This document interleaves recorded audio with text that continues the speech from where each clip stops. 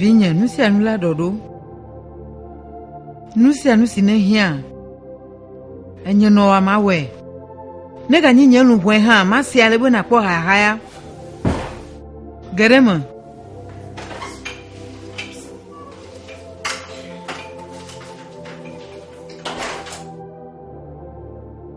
Nyefiabi, wondu dwanye sia. Deka kwe Vinya, le dola dunu na sia. Chondu dwane.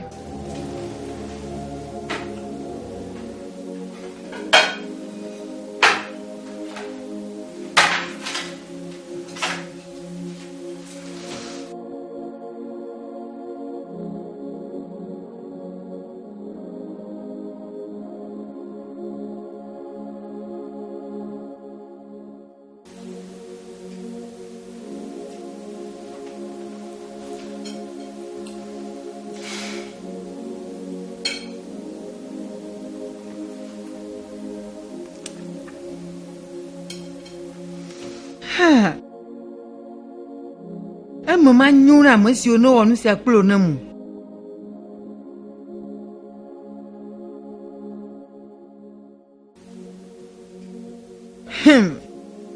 Na mi atoka te wanye bena. Majila dogo kplo wo fiansi anesia. Masi nyefiasi.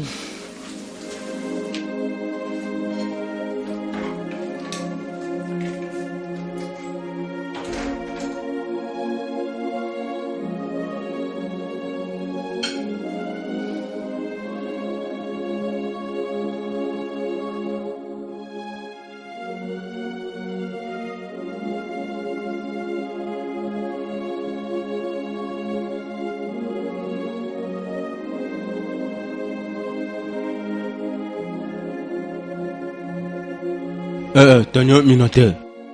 De minya, fiagan bu toi e biji domi veveren tolo. Gake de ne ti be mi agbon nya te pentone a. Chami gan si la fisia. Egbro nu si fiado la wane. Gake egbe. Azon a eva le ti bin domi bena, mi me va ko ido. De o jibona e pe via wa de tara le mianwa. Oh, para atanchicho, de mi le turu e pe nyama we. Mi ga hanu, e bena mi ne jualo, mi na mi jo. Nenye bena hiamia, menya be layo mi kwe, menya fiagan ye chomi, menya po fiagan ma tu me trinento. Nenye be Sabina chundu pelvoa, ala duru ki monyure. Ka nu si gomasen nyamalo tonyo.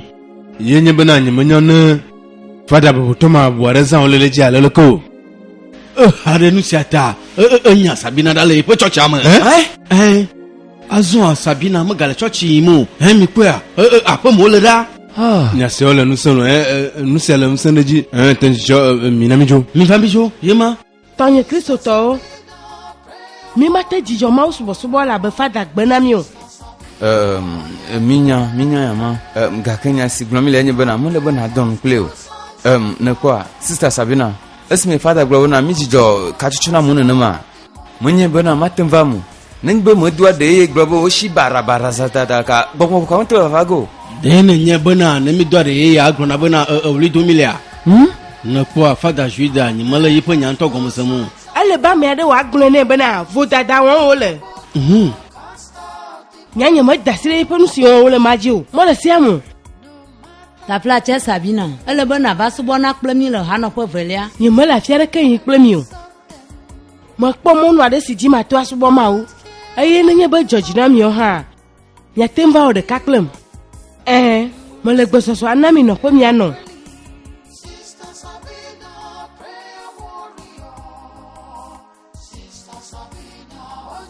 mo yo mi okata va fisia ba maglonya vovisi anami aye mo jibena mi okata mi adoto mi aka mi poto no si amo vana mo jijio gake ne be vava ala ba mi no kpeso so awe mi adu motor ke mo la fi sa globana i manya no si ona le jin le fiasa siamu mi okata mi nya no si na le jin ma ay mo jibana mi okata na wa ba fu mere ken Nanya be mi la vi fama, mi okata mi afabi kple mi de dzo. Eye nanya be mi gale nu kuma, mi okata mi akonu kple mi de dzo. Mi do to. Chocho choji choyina. Mi okata si ne le fiasa sia me. Miao de ka kple mi de dzo. Awon chichi do ado gbera de dzo. Mia toji ndekanye gaden. Eye mia va wenu fiai gaden. Mia onu si ahena kosira meve. eye ndudu si wa da le fiasa me le ntiti don kple gbedodora ƒe yiya fiavi ŋutsu ɖeka tɔ ko wanye gatsɔ kpe ɖe sia nua tsɔtso tsɔtsi tsɔ yina mia dometɔ aɖeke agayi ɖe dzi ado fiasa me ƒe awu fiasa me ƒe dɔwɔwuwoe mo mi do azɔ miado miaƒe aƒemewo tsɔtso tsɔdzi tsɔ yina va se ɖe kɔsira meve megbe tafla tse to si la se nua menye anyigba woakplɔ ɖe miwo katã mi se nya miesi. mi na nananyanya se wòaɖo mia tɔ siwo mete va afi sia wòagbɔ ye ma eme kɔ na mia fiasi bubutɔ. enyo miate trɔ yi ɖe miaƒe dɔwo dzi Fia gã. evɔ miate dzo yi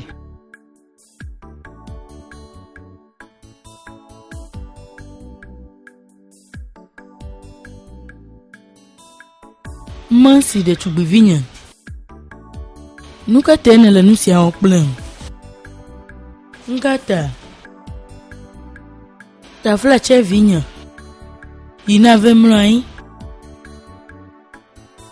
Mama, nuka teme le fukpa. Nuka ta ye mano ya dumalia. Nye ɖeka ko nye ɖetugbe le xixe sia mea. Nuka ta? Mansi nye meɖo ŋuɖoɖo na biabia me o. Dzidzɔ biabia sio. Nu sia menye gbalo yo. Va se ɖe ka yi na kpɔtɔ anɔ biabia sio wɔne ma o. Va se ɖe ka yi. Ma yi ɖe dzi anɔ biabia sia wɔnɛ. Va se ɖe si me wòana magatrɔ kpɔ nu. Ne mena metrɔ kpɔ nu oa, ma yi ɖe dzi anɔ biabia sia wɔnɛ. Ekema wò ɖe nye si paso agblɔa dzi. Ao. Lɔ̃ ne nasubɔ Mawu. Lɔ̃ bena yeasubɔe.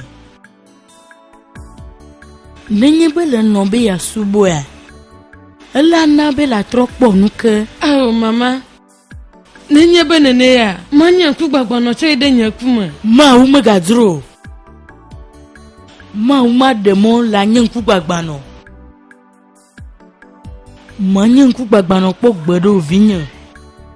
Tafla tse vami ne na be mlɔ anyi. Nu sia menyo ne wo lãme se o. Ele be na mlɔ anyi. Mansi le hiã gbɔn ɖe me. Ele be na ɖi lãme me. Ele vevi ɖe be na ɖi lãme me. Ine na ve mlɔ anyi nenye be alɔ le wò tsɔm ma. Nye mate ŋu do alɔtɔ manɔ mo. Nye medzi le mlɔ anyi o. Dzo na ve mlɔ anyi. Medzi le nɔ afi sia. Ne Mawu mena metrɔ kpɔ nu oa, nye mele anyi mlɔ ge o. Megawɔ nu sia kple ɖokui o. Mansi dzidzɔ. Dzidzɔ nu si wɔne le ya. Mansi. Mansi mele kuku na o. Va mi mlɔ anyi. Mama, nye medze mlɔ anyi o.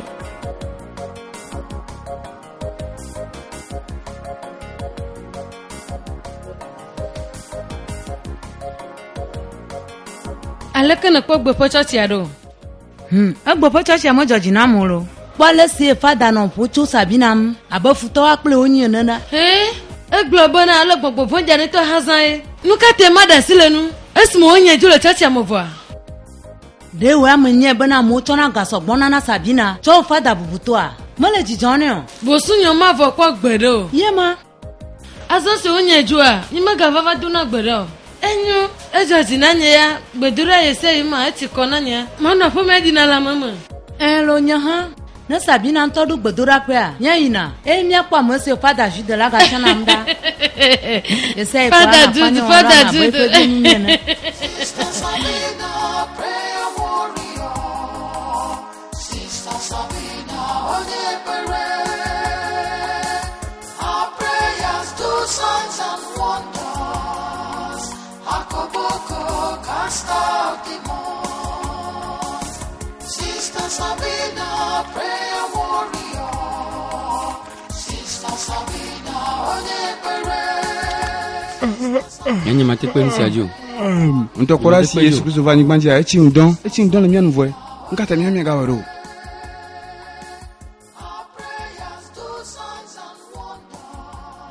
Miho. Midoton. Nenye beti agan alofti asi alemnya du motori amene kuma ga yon konyolo. Nga von mimolo yogo. Ime jayo unko. Akwe now. We ajoyi. Nemi anto mi aduna. Ala ke mi atesi on do la no mi amune na mado munyuri. Oh. Nyeba ku. Nyimejila ku. Tonyo, nene makana nya halo. Molo bobombo ba DJ. America mel nyanyago. Shagan to jante no pe homera ano ndun. Gake wa manyo. Matinyo. Ora Yesu bona mi afu nku. Ala ba mi afu nku. Na maglo na o. Fiasi bu tonto han. Le kaka ifo do mda. Ala tindu na chi. Awo nuwa chaka nu afima nu. Nyatepia. Afia ba dura sokumia wa. Enya tepe gbomole na o. Ne ba dura manye bana dun fo boro.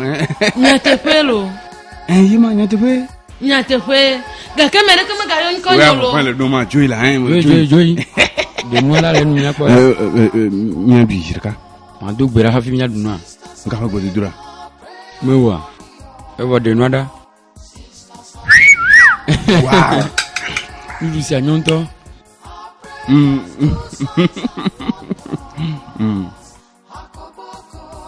Wa nyemele na maglo na o. America ma tin pe nchi don siadio. Ni gbe de kumia baku. Enyi mamblo. Ya ta mi do la to mona de ja no yo dun kengo. America ha mo ja nya wa. Afrika wa to anya. Nya du si ya kengo. De vivia ka. Oye. Egbe ta ga to wede.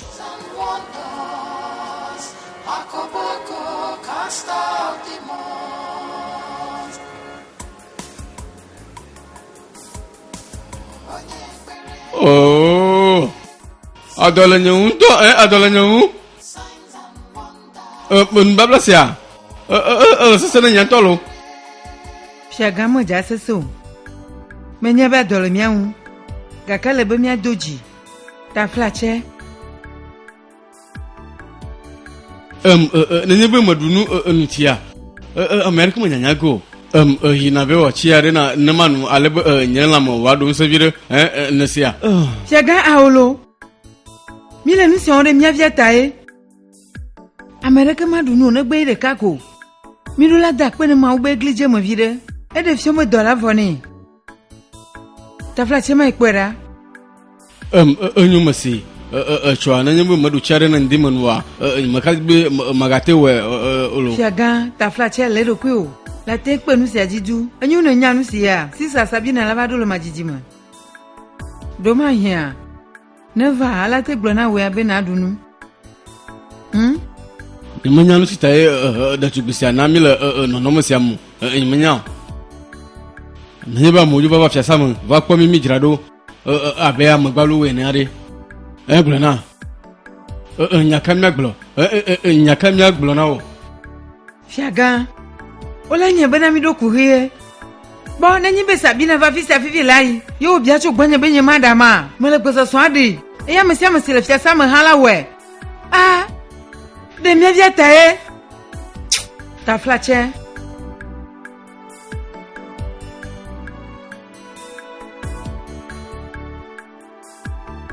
Kafu klakwe dada. Wana maula jipobo. Kafu klakwe dada. Wana maula jipo.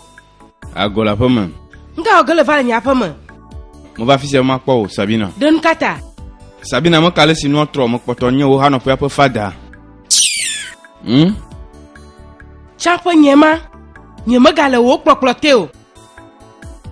Nama glo no Sabina, jujo jukwa fufu de nu yesia inenema. Maga no flo ne nu ano wa ba no ga khon lo asi majo te o manyu. Ne segome. Fada Jude. Afika o kana o. Aleko. Bora. Lele fudena lo. Maba lele fudena. Maga nama va bi jido lo. Molo klanyu de. Bo, nama glona de siye manya na o. Le majiji me le kopo si amea. Nyento ma do nye chochi. Eye nare kemeli la ten wakudanu. Sabina abo fada ne a makron no bana na jonu sion elema. Du jonu sion elema mo jona jina ma osi subo mile. Du jonu majo fian o. Nu si o mo le tepo ala palada. Ma mo lono. Ma te khemona mo fada Jude. Gachowa. Nye ham hoyoyo abawene. Nka di fia ba nyama do nsento hanwo. Moko se bana senya simo glona wa gon nyure. Sabina maka nu si onelo. Nyembe mawle jipole ikon. Ta flache dogolo nyapo me na chojoyi. Nu ti fa fa to kwere na yinkle o. Nti fa fa na no ayikle nyama via. Mi joyi. Mawle okon. Hello ha pon. Wa mesi anandala. Nu flu. On vit à Cameroun. Kafu klakwe dada. Nu kan twenye penya. Masi ele bana dunu. Mama bana makpo dunu chuka kacho. Aye me do lon to han. Lukata. Adeta fla check bere nya. Blene na lo. Nyemanya nu site ole to hana maleo. Nu bubu ke kpotona gajibe ma o masi vinya. Nuka.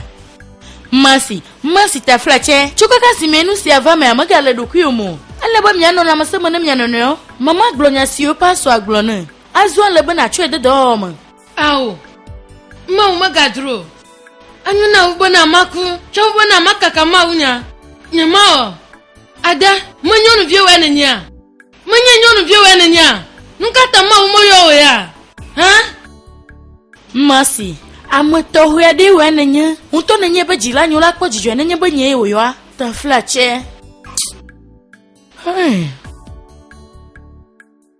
Nyamanya nu si o nyele higa siama simile jijimbe wa sumia si o.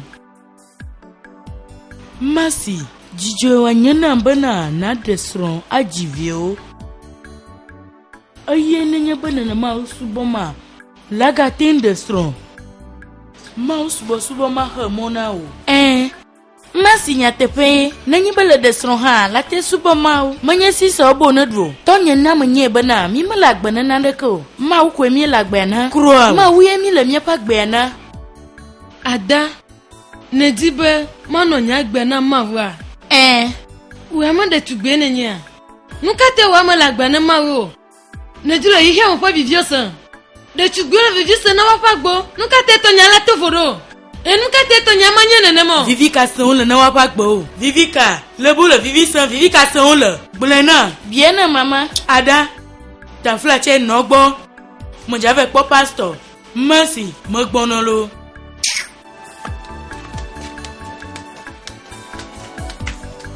Magano ona na mola. Owe da sila nunya.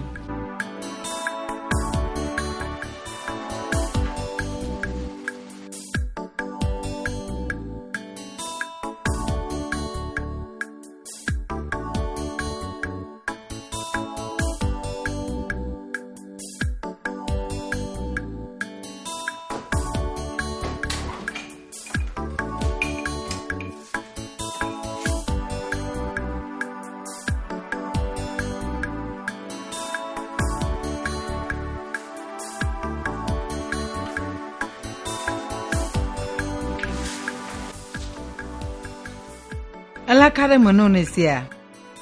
Mie jentiji don kple gbedodora gomovo. Eye mekanji be na maola onkunu ade na okwe. Le majiji mi asista Sabina lava.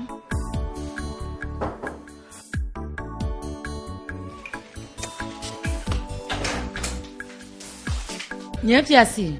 Fada bubuto ava. Enyo no amave ikwe. Enyo nyefiasi.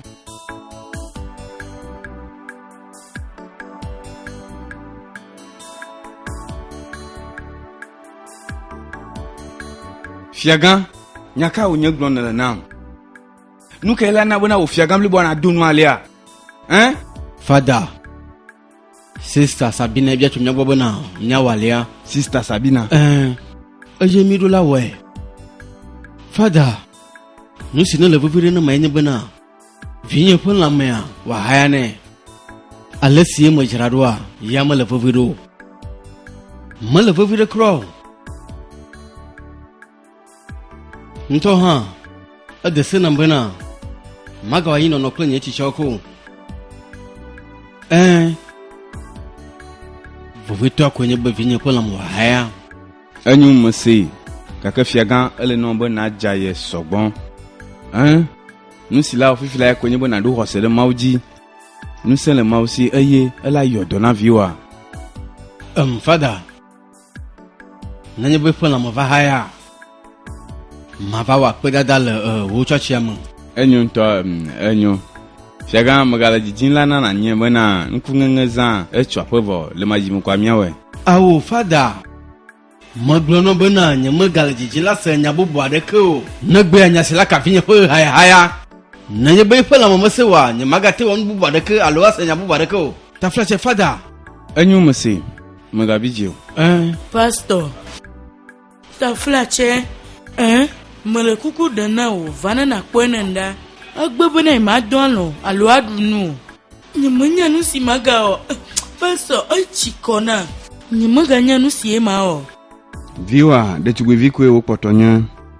Yata mko duge si nana si ema ocho deme. Medu je si bana nu si odua ekpe na nu si yanto ha matin susu. Pastor hiya me ade si la de nu si agomene. On va voir adanto ha. Jagbagba bana ya de nu si agomene. Gaka gbebe imado tu. Pastor nyemaga nyan bubu ke magawo. Ta flache mwende kukunao de tugwe wa tanyuto kaka onyo na nyigwansi aji yado ya eju namba mawa chona na sa toguna de tugwe nya ha to wobona anye to apaso mnye Yesu de la Yesu de nyanu simi kona le viwa me pastor de tugwe wa du popo munye ya edu popo pastor le silemia fo ntosia me nyate po glonele sister viwa mapa musiamina gande onyo Megavon vile ala va jema tugo bona moja no bobero ka ke me kanji no be nenye be va onya chuchule mna baba ya subo mawa toto gero la va pa gbama yata mega hanu no amato do kle e ma klenu me kanji be vile ala tro anyo no amava ta flache mano mokpona o oya megavon mava ta flache nye wo porenu kuku demele na o jika mga chu nisia na vakaba le fifi me Sabina le gbokon va sere si me pon la me la haya magate de mona mo bare ke bo fa ko bo enyo fiagan tukara mo le afimo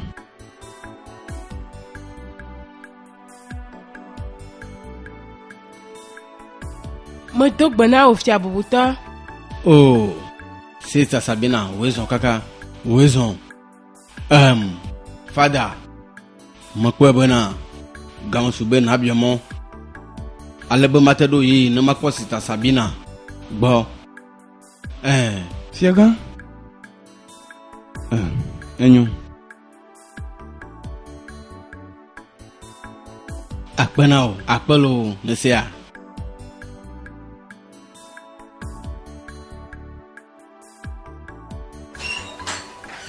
Sister wezon akpena o nyefia zileteo awo ajikwire kamala nyajomo nukata ame ame tonde la pesi ame si o dare ntiti don pesi aji jola me vodunu to chobi nyono ade chwe nawo to gbabena mna wakata to kla chozamya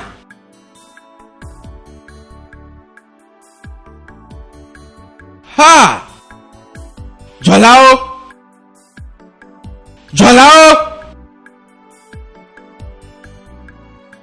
yi Nyefia ne na ve yo to mamle kata va fisia anya mese hai Hey, comment nye foutu de où me lock of yasa mo le don ma. Fiagan mi va d'ouvre.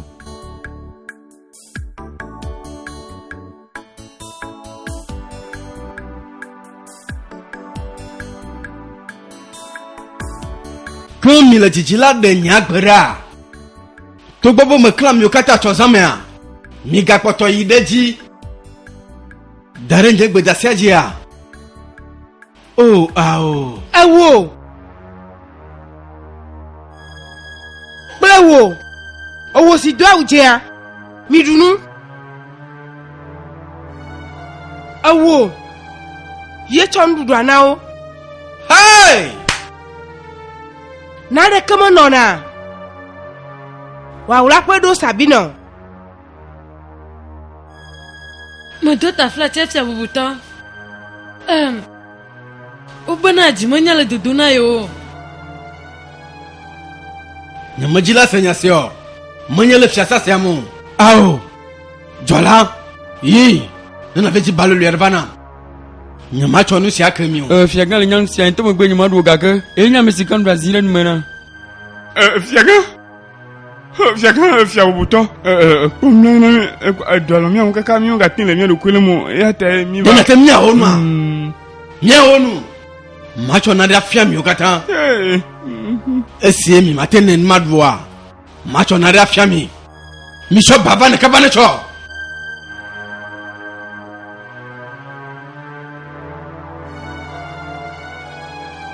Ala karu mono nesia.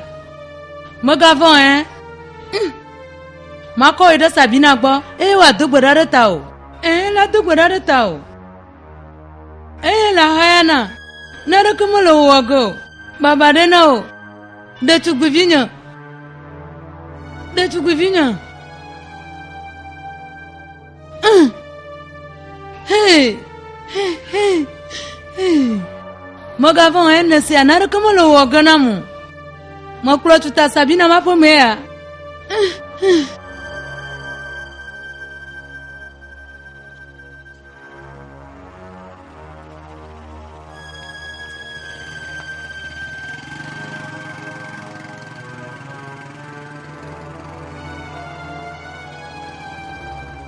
Apono.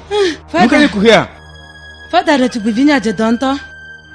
Afika na kwele mwenye konji po mwenye siore, hein? Sister Sabina mapo moko kweruta. Nkata. Demi mo senya simuglo na mi chonu le church amuwa mo sia. Mo be America mo ga mama wa ye gboko. Nya simuglo na mi ma. Manya, kakamo kwa sebala te yo dona vinya. Gara kama la sinya mako e konjo. Anyo nyu mo si chukala mo la fimo kwa choi de church pa mo. Ma fima ba du gbara ta na. Fada ta plache de matin du gbada la pisia. Anyo.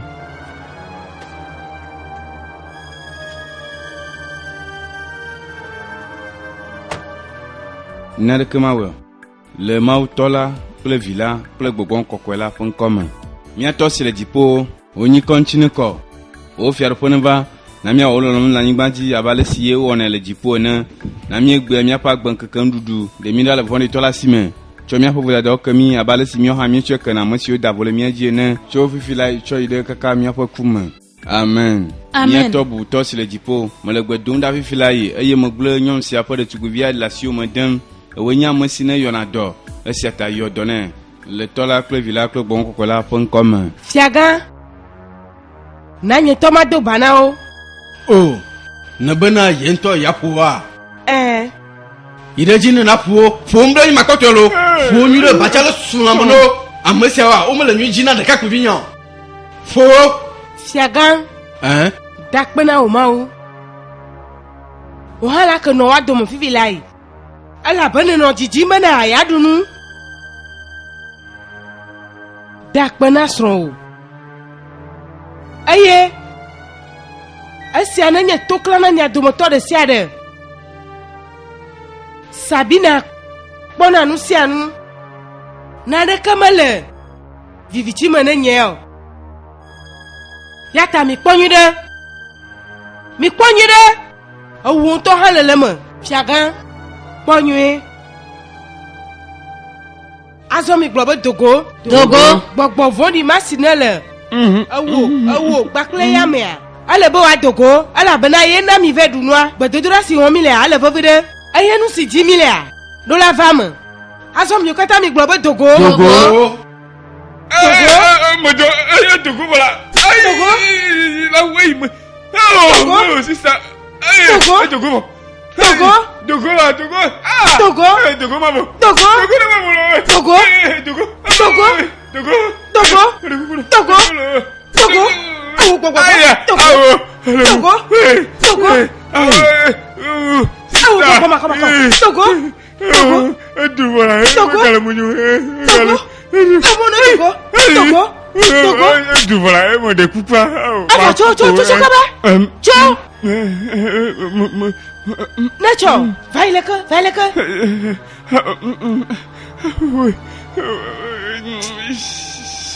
Comment maman?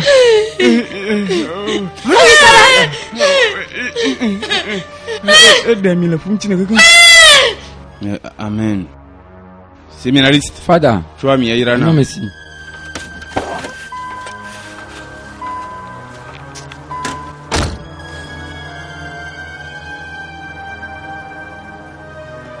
Le tola, le village, le bokon kokola fon comme.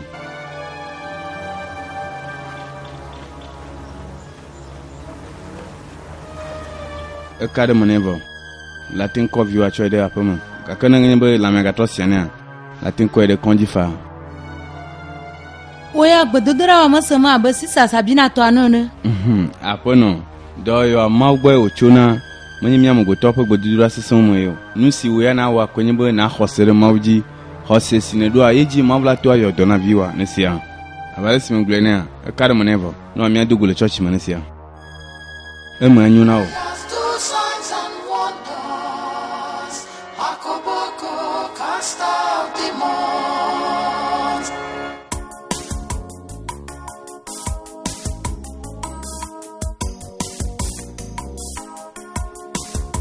Nyanya mo kpokan do mi se ajiro. Ma ko ida sisa Sabina gboko alebo wa dogbodare ta o. Sister Sabina, prayer warrior. Sister Sabina, Onyekere. Our prayers do signs and wonders. Akoboko cast out demons. Sister Sabina, prayer warrior. Sister Sabina, Onyekere. Our prayers do signs and wonders. Akoboko cast out demons. No matter the problem,